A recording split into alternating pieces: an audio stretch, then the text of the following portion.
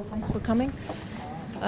We presented today the European External Investment Plan, which is a very innovative, new, huge investment plan for Africa and the Mediterranean, mobilizing EU funds.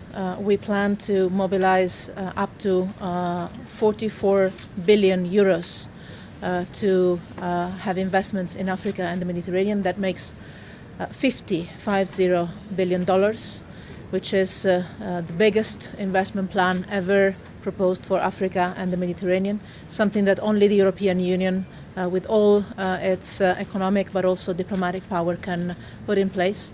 And this because we see that in Africa and in the Mediterranean there is a huge potential for growth and stabilization, but we need to bring the private sector on board.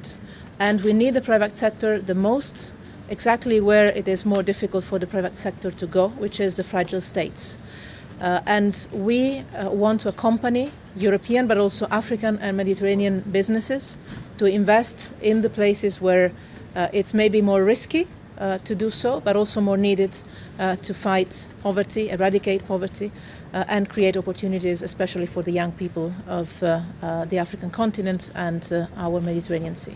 So with this proposal, the European Union is turning principles, visions, words into action. Our money from the EU budget is there, and we are going now to work with the private sector to make sure that these investments reach the places where they're more needed, and that in this way the European investors can make good steps in the right direction, but also the societies of the countries involved will receive benefits from that. That would help us manage migration better. That would help us preventing radicalization and offering a perspective for youth. So it's investing in investments, it's investing in Africa, it's investing on the Mediterranean, and especially it's investing on youth, and the European Union is doing that today in a very concrete manner.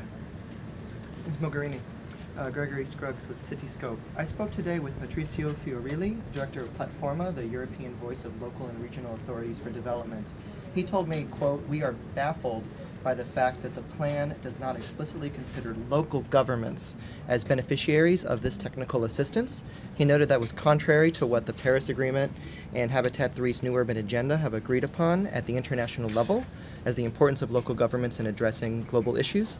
I'd like to know how you respond and if there are post facto ways for the plan to incorporate local governments in technical assistance.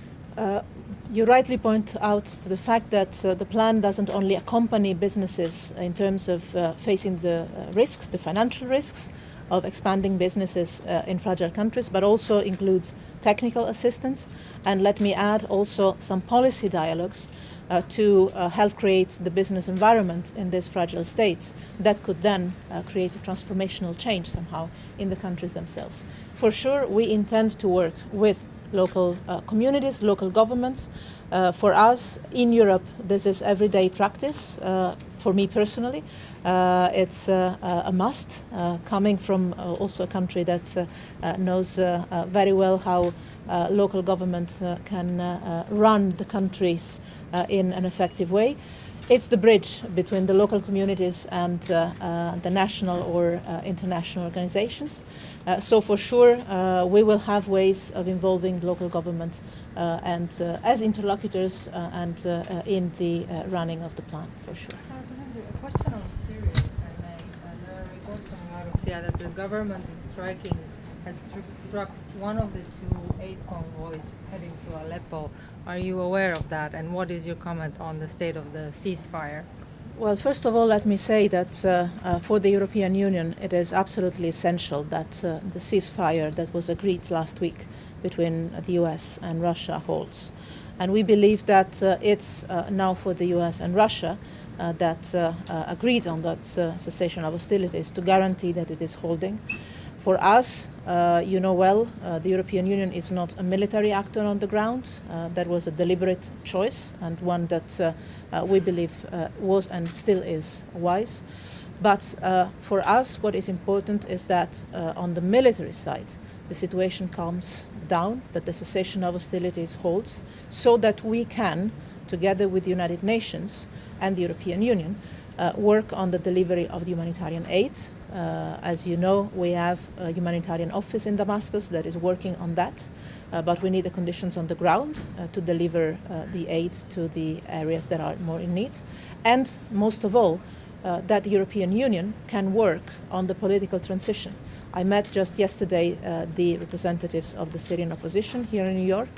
We're going to meet them again tonight with all the 28 EU foreign ministers. The humanitarian track and the political talks and the political transition, the future of Syria, is exactly the space where the European Union can help the most and play a major role in facilitating a future for the country. But to start that, we need, and we absolutely need, first of all, the Russian Federation and the United States of America to guarantee that the cessation of hostilities holds.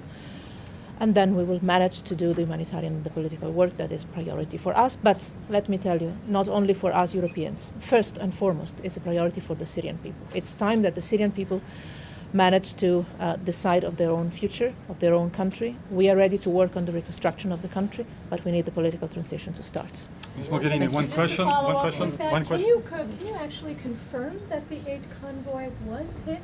It's not for me to do that.